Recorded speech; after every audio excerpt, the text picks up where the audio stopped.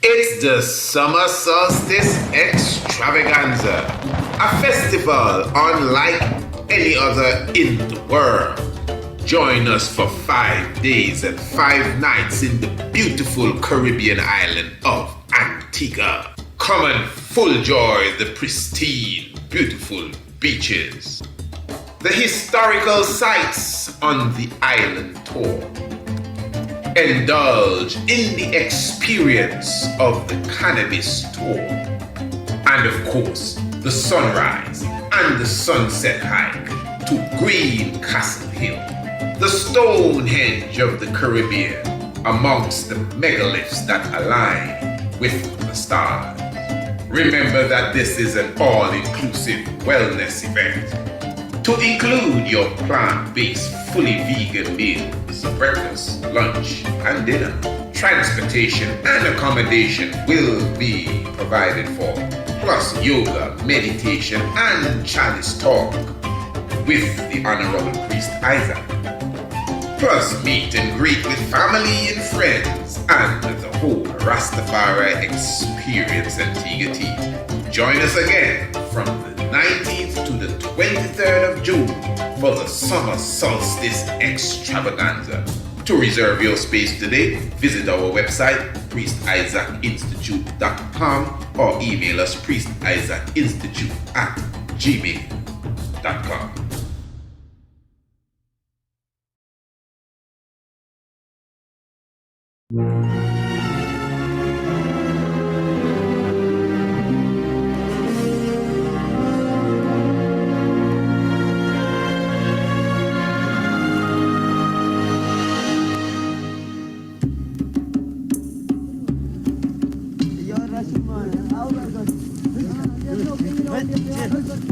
While churches rose to the sky in Europe, in 12th century Africa, they were being carved out of the ground. These Christian pilgrims in Ethiopia are on their way to worship at one of them. In these highlands, in the 12th century, Lalibela, a new king from a new dynasty, built a new holy capital.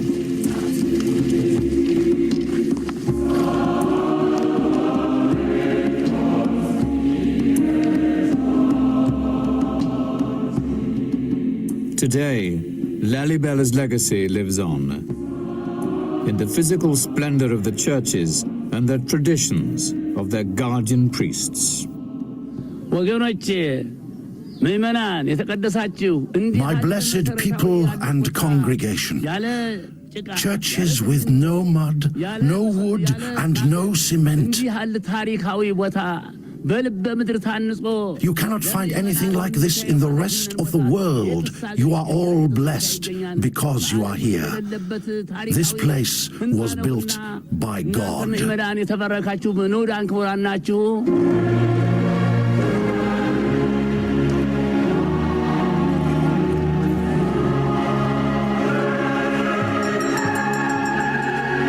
Every year on St. George's Day, pilgrims gather to celebrate a faith that has endured here for 16 centuries. These Christians claimed that God brought the Ark of the Covenant and the tablets of the Ten Commandments to their land. On holy days today, priests carry on their heads replicas of the tablets, wrapped in gilded cloth.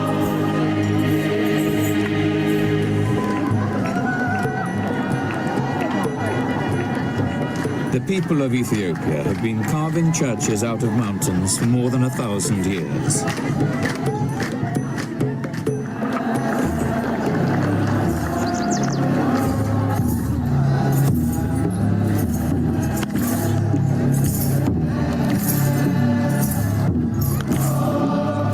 But the 11 churches of Lalibela symbolize their achievement to the outside world.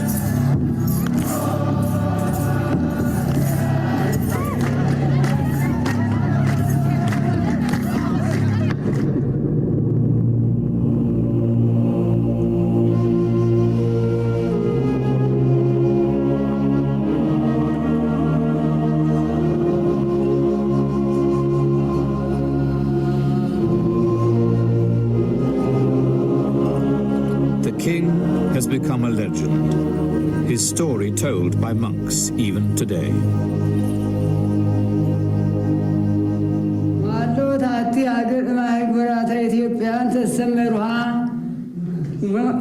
There was a city called Roha, where lived a man who belonged to one of the most noble of families, one of the richest in gold, silver, garments, precious stones, servants and maids.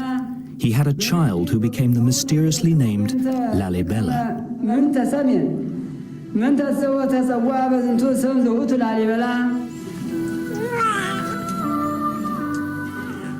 In the legend, the king's greatness was recognized at birth. A swarm of bees descended on his cot as if around honey.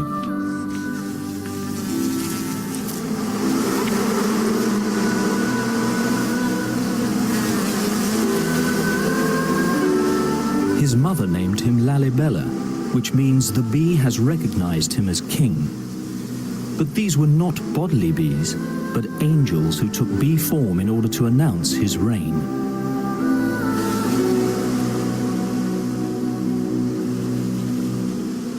God sent one of his angels to bring Lalibela to heaven, to show him the most holy of churches. Lalibela, the story goes, ordered tools to be made to carve temples like those he'd seen in heaven.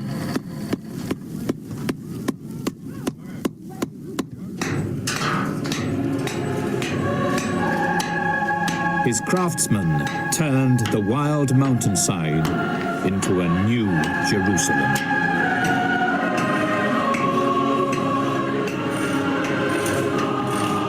Oh, beautiful, beautiful. Let us say blessed love to each and everyone. Give thanks for your presence with us. As always, we glorify the life giver and the keeper of life, Emperor Haile Selassie I, in all good doings and saying, oh yes, family, we're so thankful for your presence with us. You are in the zone. This is the Tiger's Nest. This is a radio program that comes to you every Monday, Tuesday, Wednesday, and Thursday at the hour of 7 p.m. sharp, talking about Eastern Caribbean time. And where do you get this program? Right here on Radio Anu, which is in the hub of the Priest Isaac's Institute of Holistic Knowledge, Priest Isaac Institute.com. Royal family, give thanks for your presence with us. We definitely intend to have a wonderful program this evening. We are going to be touching upon the ancient African presence. We're going to be definitely going into Uganda. This is going to be a beautiful, beautiful session. We're going to be talking about the so-called Pygmies, the Twa people. Yeah, we're going to have a wonderful time this evening. Of course, your humble servant, your humble host, Honorable Priest Isaac here with you. And again, this is a program that comes to you every evening, at least Monday, Tuesday, Wednesday, and Thursday. If you are not a subscriber to the Tiger's Nest radio program, that is something that I will encourage you to do for sure at a quick time, at a quick moment. All right, family, as I said this evening, we definitely have a beautiful sit down. This is somewhat in preparation for our lecture on Sunday. I hope you would have already received your pass or your e-ticket for Sunday, the 24th day of March, Sheba, Aksum and the Ark. Again, Sheba, Aksum and the Ark is going to be a wonderful sit down, a wonderful presentation. I mean, definitely the programs that we would have been doing leading up to this program or this lecture, I would say this presentation, you will definitely see the value when you sit in on Sunday. So remember, all of those who are subscribers to the Tiger's Nest radio program, you don't need to purchase no ticket to come in on Sunday. But for sure, as I said, it is only $20. And this is going to be a very in-depth, very scholarly, university type lecture, webinar presentation. So make sure, family, that you are in the house with us on Sunday, 3 p.m.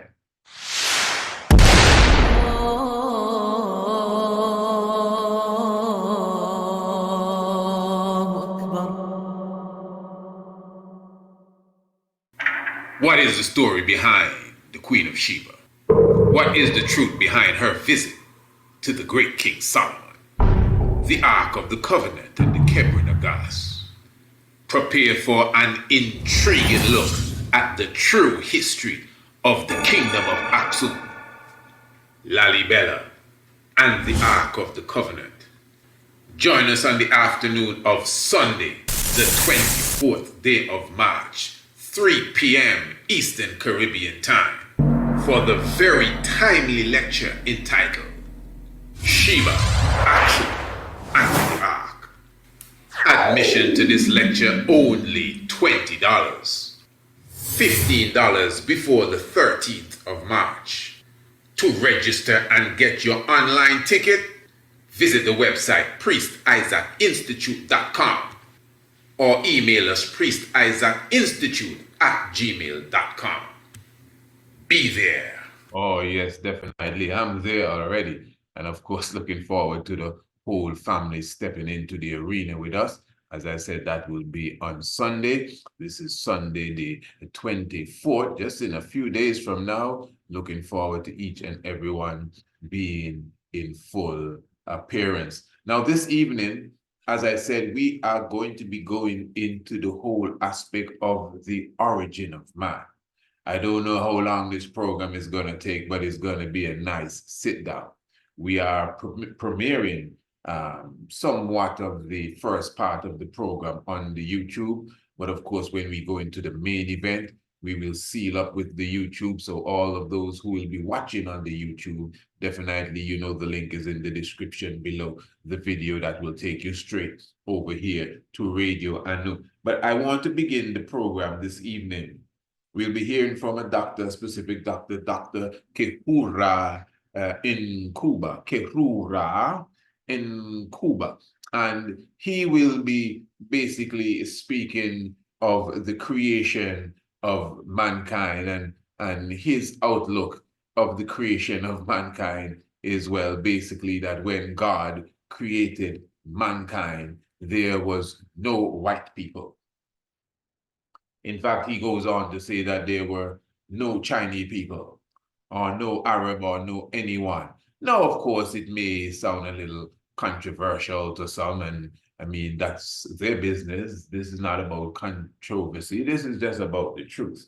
And I just decided to begin the program like this.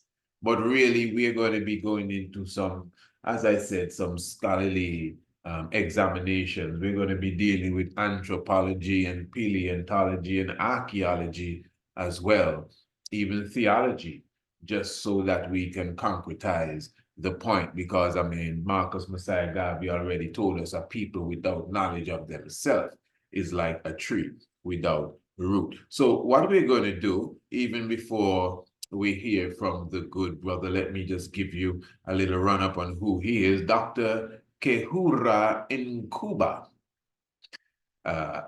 is a lecturer of classic African history. He is a businessman and financial engineer, the founder of Action on Earth, an organization that brings Black people together to discuss African history. He told, this is someone I think who would be interviewing him, he told Elizabeth Namazi why he regrets having gone to school and what he thinks of the afterlife. So when you hear someone telling you, listen, I regret I ever went to school, you can imagine the frame of mind that he is in.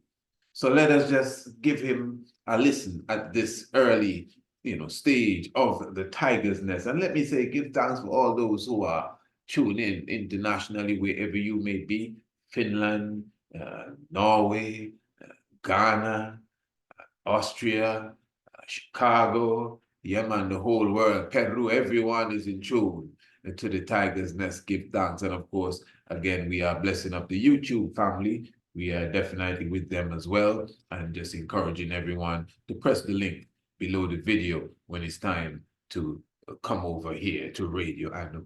Let us listen to what Dr. Nkuba has to say. But I'm here to tell you today, number one, that when God created the world, there were no white people at all. There were no Chinese. There were no Indians. There were no Italians, no Romans, no Germans, no Poles, no Finns, no Swedes, no Goths, no Vandals, no Visigoths, no Vikings. There were only black people. Only black people. They were probably at the time darker than you. So, if you read any sacred text and it says that you are created in the image of God and in the likeness of God, it means God is what color? Black. And anytime anybody gives you a God who doesn't look like you, you give him that God back. You say, you know what? Yeah, your God looks okay, but just take him. Because at the dawn of time, there were no other people on earth but us. None. And you know, the most interesting story is that story unfolded around this river that passes it through your district. The Nile. That is where humanity began. To the extent that UNESCO, United Nations Educational Scientific Committee Organization, in volume 2, chapter 1, it says, as a result of the work of Professor Like and other subsequent work, it reads as conclude that more than 150,000 years ago, beings morphologically identical with the man of today were living in the area of the Great Lakes, at the foothills of the mountains of the moon, at the source of the Nile, in the land of the gods, and nowhere else. UNESCO, nowhere else. Humanity went through 5 stages. The first stages are known as Australopithecine, black. Where were they living? Where you are living. How old? How long ago? 5.5 million years ago. Who was living in Europe at that time? No one. Who was living in Asia at that time? No one. Who was living in America North? None. America South? None. Bismarck Archipelago? No one. Australia, Tonga? None. Haiti, Fiji, Samoa? Who was living there? No one. Humanity was only here. 3.5 million years ago, Homo habilis. Where was he living? Here. Was he living elsewhere? No. 1.5 million years. Humanity at the stage of Homo erectus, the African that walks upright. Where is he living? Here. He lives here to populate the world. He passes through the Gulf of Eden, avoids Saudi Arabia, crosses into India. And then he goes through Kenya, Nijikenda, Tayar in Australia, and populates all the islands in between. Now, there was an article that I was looking at, and the individual that put that together was referring to this beautiful brother here as a racist. And of course, in this queer, pathetic world, you can only understand and imagine the type of creature that would say something like that. But because we have been trained to think that way, because the brother is standing up for the truth, yeah, you just say that, quote unquote, God is black. You're a racist. But when God is white, it's okay. And I have proven that many times.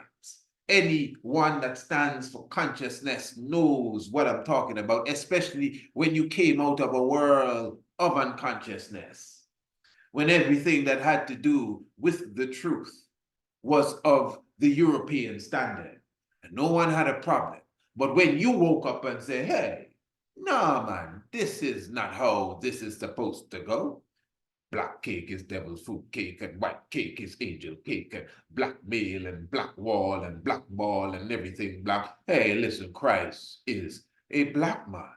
Oh, no, you're racist. Now, all of a sudden, you're racist. You'll be literally referred to as being racist for saying that the black man is the original man. We're still there, family. Maybe you have forgotten this, but we are still there. Even though all the evidence and the truth and the facts, what we're going to go into tonight, I mean, we're going to be going into the reality that the world already has come to grip with and understand. But yes, racism is still thick.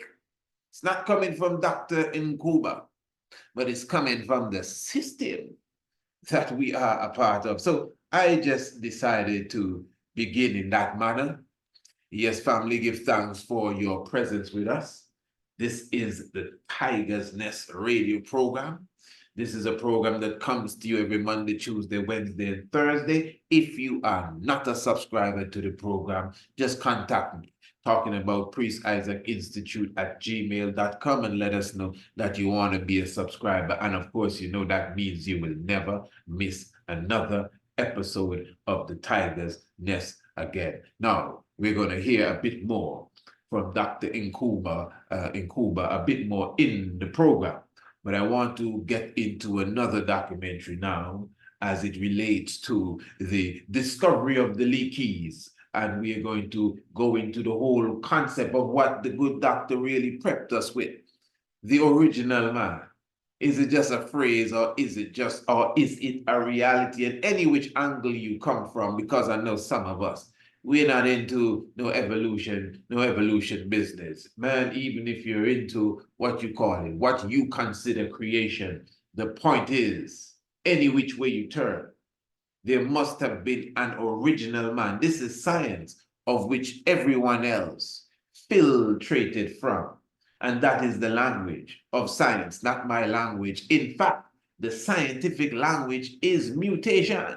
So this is going to be a very serious discussion, family. So what we're going to do, we're just going to take a short intermission here, and I'm going to ask the royal family, those who are viewing on social media, press the link in the description below and join us at the hub of information, Radio Anu. That is command post, Radio Anu. YouTube is a different thing by itself. Come over to Command Post, Radio Anu. Press the link in the description below. And of course, the Tiger's Nest continues. Prosperity is a herbal remedy that has been naturally designed to nourish the prostate gland. Prosperity uses a combination of leaves, roots, and barks to create a tincture designed to nourish your prostate gland. It also will assist in prostate-related issues such as erectile dysfunction, swollen prostates, and problems related to the passage of urine. Call or WhatsApp 728-8289, 728-8289 and get your bottle today. Prosperity.